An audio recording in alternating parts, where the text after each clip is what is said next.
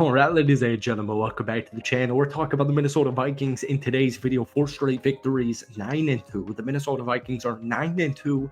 It's time to have that conversation of this team really can go as far as you might be thinking in the back of your head. 30-27 victory, 2 days ago against the Chicago Bears on the road. Got it done in overtime. A little bit of a falter there in the fourth quarter. Gave up 17 points, but Sam Darnold got banged up for a little bit. He came back in. It is what it is. You go on the road against the Chicago Bears team. You play the Chicago Bears defense in general. It's one of the best defenses, one of the best defensive lines in the NFL. Aaron Jones had 100 yards rushing. Jordan Addison had a career game. TJ Hawkinson had a great game. Sam Darnold had a great game. It was just a really solid win. And you're looking at this 9-2 Vikings team, and we even go back, what was it, 5-ish weeks ago, month and a half, somewhere around there. Minnesota barely lost to the Detroit Lions. I don't think it's that unfeasible to say this Minnesota Vikings team could win a playoff game. They could win 2 playoff games.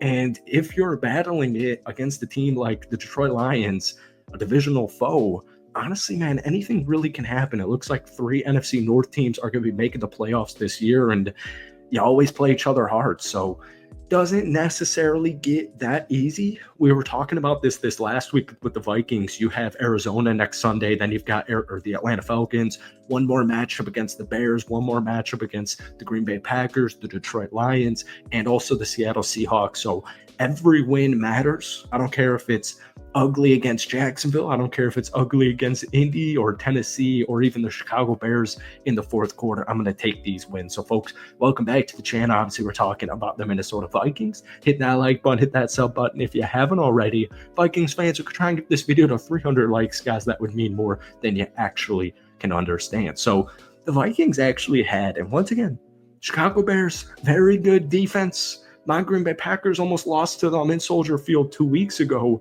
But the Vikings actually had a 300-yard passer, 2 100-yard receivers in TJ Hawkinson and Jordan Addison, and a 100-yard rusher, Aaron Jones, in the same game for the first time since the 2000 season 24 years ago. So pretty good offensive game against a really good defensive front, especially. I know some players like Jaquan Brisker were missing, but you kind of saw it. Jalen Johnson, lockdown all-pro cornerback Justin Jefferson really had a quiet game, just 2 catches for 27 yards. Sam Darnold, 330 yards of total passing, 5th most of his NFL career. He also finished with 2 touchdowns, 0 interceptions, most importantly, and he came through when he needed to come through. When Sam Darnold needed to make plays, he made plays. He made all 6 of his attempts in overtime in the fourth quarter and overtime combined. He was 11 of 13, 166 passing yards, 2 big-time throws, and 0 turnover-worthy plays. So, one of my favorite things with that game was, first off, no turnovers from Sam Darnold, no fumbles, no interceptions, mainly no interceptions. And we also saw a 100-yard game from Aaron Jones. And we also saw a second half rushing touchdown, which is something we haven't really seen from Minnesota this season. Aaron Jones, there's still some hiccups. He had a fumble right away on the first possession for Minnesota in that game, but it is what it is. One thing I do just want to say is when Aaron Jones needs to step up, he usually does. Fumbles have been kind of weird in the last couple of weeks this season in general, but if I can get this running game, Cam Akers and Aaron Jones moving like it is, as good as it is on paper, like we saw against a really good rushing defense in the Chicago Bears, you have a really solid offensive line. You got a really good coach. You got a solid enough quarterback with plenty of weapons around him, and you have the 4th-ranked defense in the NFL. That's a blueprint to win a couple of games here. That's the blueprint.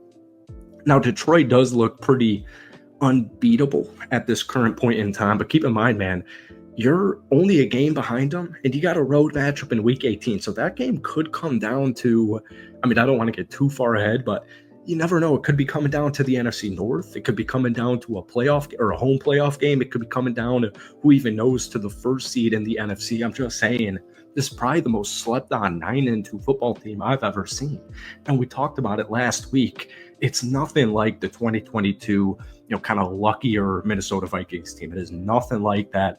They are dominant at certain points of the game. One thing that we kind of been noticing with Minnesota this season is they just can't keep it there for an entire 4 quarters. It'll be 3 quarters of really good play, 2 quarters or like 1 quarter, mainly the first period, I believe, or first half.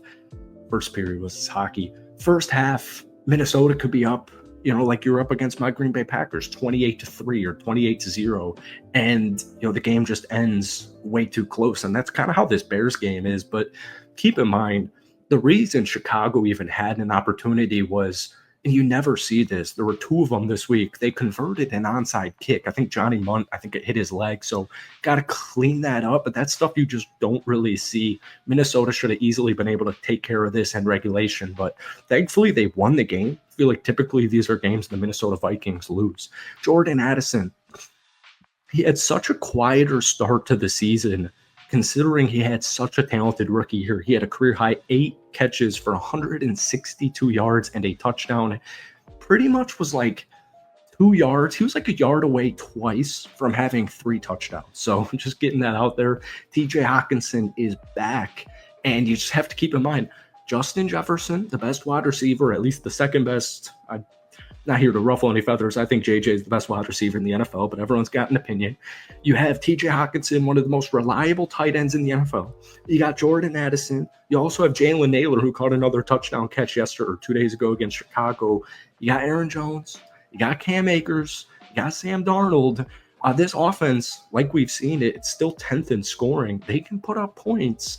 And when this defense plays the way they do and what we know they're capable of, man, they're just a really difficult team to beat. So moving to the defense real quick, Harrison Smith continues to have an excellent NFL career. Byron Murphy continues to have a stellar campaign with the Minnesota Vikings. But Morrow, like the last month, this dude's been an absolute lockdown cornerback. One, Jonathan Grenard continues this amazing season. He had 2 more sacks, 6 total tackles, and also a forced fumble in Sunday's game. Andrew Van Ginkel continuing to also have a phenomenal season. Blake Cashman continuing to make plays. Josh Metellus continuing to make plays. These guys just literally make plays. And I feel like you're the 4th-ranked defense. This is literally the most underrated 9-2 team I've ever talked about.